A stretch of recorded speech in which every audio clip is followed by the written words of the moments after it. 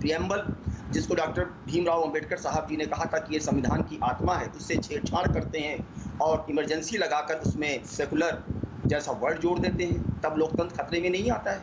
तब लोकतंत्र खतरे में नहीं आता है कि जब ये एक चुने हुए राष्ट्र के हित को बात सोचने वाले मुख्यमंत्री को पद से हटा देते हैं और जो एक नया दलित मुख्यमंत्री के रूप में जिसको शपथ दिलाई जाती है, उनके साथ किस प्रकार का सम्मान का व्यवहार किया जाता है, जरा देखिए आप। कौन से प्रोटोकॉल का उस दिन पालन किया जा रहा था।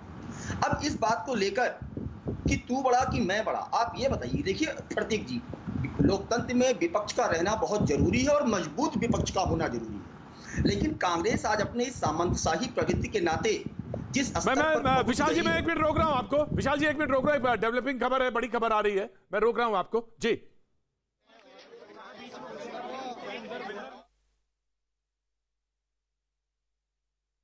जी विशाल जी बोल रहे थे, एक सवाल भी उन्होंने प्रेम कुमार जी की तरफ रखा। बताइए कौन सा ये लोकतंत्र है और आप बगैर मुख्यमंत्री को कॉन्फिडेंस में लिए हुए 3 बार आप बैठक बुला लेते हैं, तो सवाल ये है कि कहां पे और किस स्ट्रक्चर की बात आप कर रहे हैं प्रेम कुमार जी? देखिए, विधायक दल की बैठक में ही तय होता है कि अल्लाकमान तय करेगा कि तो मुख्यमंत्री को कॉन्फिडेंस में लेना चाहिए नहीं लेना चाहिए, सवाल तो यही है, पूछा जा रहा है। निश्चित रूप से जब सारे विधायकों की बैठक हो रही है और मुख्यमंत्री को छोड़ करके बैठक करें, इसका मतलब मुख्यमंत्री में ट्रस्ट नहीं रह गया, ये प्रश्न होता है। और आप बताइए ना कि जब ये जो लोकतंत्र की बात कर रही है, बीजेपी लोकतंत्र की बात कर रही है, बीजेपी बुला सकते हैं, क्या ये लोकतांत्रिक प्रक्रिया है? बताइए आप हमको। जब मुख्यमंत्री पद पर आसीन है, ऐसी स्थिति में मुख्यमंत्री का चुनाव नहीं होना, पार्टी विधायक पद पर आसीन, अरे पार्टी विधायक दल की बैठक बुलाती है, संसदीय बोर्ड होता है, आप विधायक संसदीय बोर्ड बुलाती है बैठक। पार्टी का कोई बड़ा आदमी G23 वाला की बात करके कि हम जी हुजूर वाले नहीं हैं, ये दूसरा सवाल हुआ विशाल जी। उनके घर पर आप धरना प्रदर्शन करवाएंगे, ये आपकी लोकतांत्रिक तानाशाही है। अरे विशाल जी कम से कम इस देश में ये समय तो आया कि जब कोई अपनी पार्टी के खिलाफ बोल रहा है, कोई अपनी सरकार के खिलाफ बोल रहा है। आपकी पार्टी में विशाल जी, भारतीय जनता पार्टी की नरेंद्र मोदी सरकार, मैंने कहा क्या 71 मंत्री में 42 मंत्री के खिलाफ आपराधिक मामले हैं। न विशाल मिश्रा में हिम्मत है, विशाल जी वो सवाल पूछ रहे हैं 1 by 1 जी। क्या गुलामी कर रहे हैं भारतीय जनता पार्टी की? क्या भारतीय जनता पार्टी में गलत हो रहा है तो बोलेंगे नहीं चुके आप? आपका अनुशासन है ये कौन सा अनुशासन है जो कि करप्शन के खिलाफ आपको बोलने से रोकता है? ये तो सही है, राजनीति होनी चाहिए। राजीव जेटली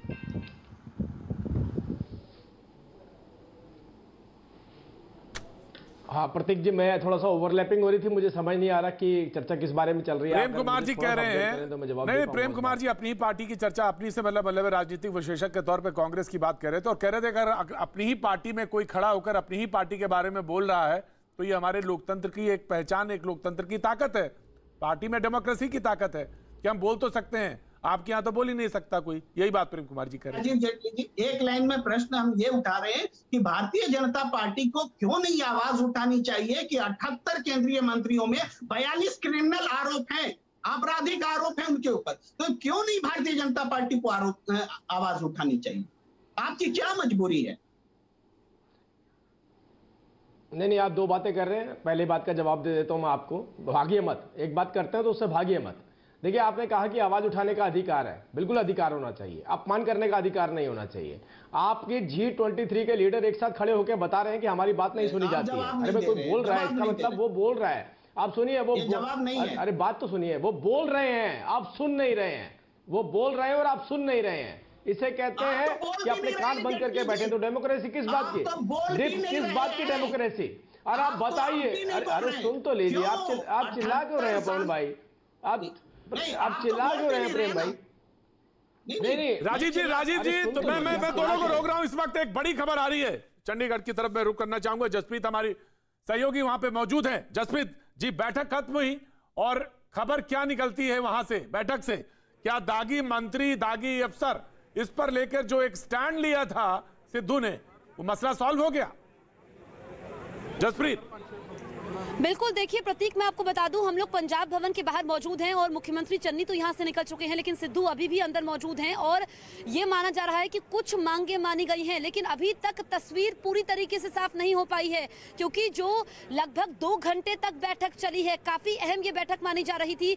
मैं तस्वीरें एक बार आपको दिखाती हूँ। चमन, तस्वीरें आप दिखाइए। देखिए, मीडिया का जमावड़ा है और सिद्धू के बाहर आने का इंतजार हो रहा है, लेकिन अभी तक ये बात साफ नहीं हो पाई है कि किन किन मांगों पर सहमति बनी है। उधर प्रतीक, देखिए कि हरीश रावत जो कि कांग्रेस प्रभारी है पंजाब के, उनका बयान आया है कि पंजाब संकट को सुलझाने में 5 से 7 दिन का वक्त लगेगा और जो नवजोत सिद्धू की मांगे थी, जिसमें बड़ी बात यही थी कि जो डीजीपी की नियुक्ति हुई है उसमें उनकी नहीं चली है, ऐसे में क्या उसमें बदलाव हो सकता है। लेकिन जो दागी मंत्री हैं चन्नी, जिनका एक अपना स्टाइल है और वो बिना मीडिया से मुखातिब हुए उनका काफिला यहाँ से चला गया। पहले खबर ये थी कि प्रेस कॉन्फ्रेंस हो सकती है। देखिए, इसको इस तरीके से देखें कि अगर सब कुछ सही होता, सारी बातें मान ली गई होती, तो दोनों प्रेस कॉन्फ्रेंस जरूर करते। लेकिन सवाल यह है कि वो जो रूठे थे वो कितना रूठे हैं और उसमें कितना नरमी आई है, ये भी एक सवाल है। क्या कुछ नरम रुख हुआ है? क्योंकि पहले तो ये लग रहा था कि पटियाला में ही रहेंगे, लेकिन पटियाला से चंडीगढ़ तक चले गए तो लोगों ने माना कि उनका रुख थोड़ा सा नरम हो गया।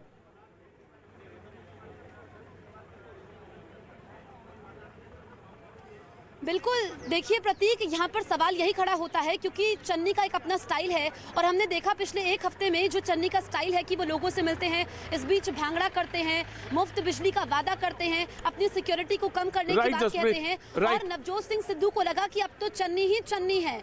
वो ये भी कहीं, ये भी चेहरा पीछे हो गया है। आप ठीक कह रही हैं। एक मसला ये भी है कि वो जो क्लाउड बन रहा है उनका और जो कुछ ऑरा बना हुआ है उस पर भी तमाम सारी बातें हैं। लेकिन एक बार रुक करेंगे अपने पैनल का फिर से।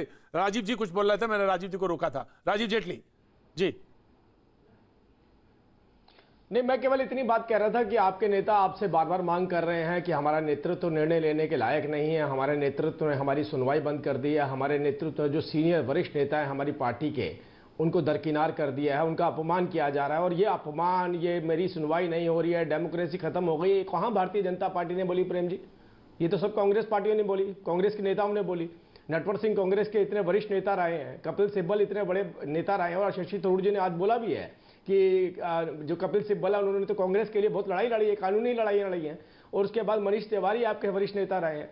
कोई एक आदमी तो बताइए मुझे, जिस आदमी ने, किसी एक नेता ने जो आपके ऊपर उंगली ना उठाई हो। पंजाब का ही बता दीजिए। चलो, एक भी ऐसा विधायक नहीं है जिसकी विचारधारा दूसरे के साथ मिलती हो। एक कोई भी एक भी ऐसा विधायक नहीं। कुछ विधायक नवजोत सिंह सिद्धू की बुराई करते हुए नजर आ रहे हैं, गुलामी कर रहे हैं लोग। अरे सुन तो लीजिए, पंजाब में आप मुझे उस विधायक, पंजाब में मुझे उस विधायक का, अरे सुन तो लीजिए प्रेम भाई, क्या तरीका है? नहीं प्रेम जी, नहीं निकल रहा है प्रेम जी।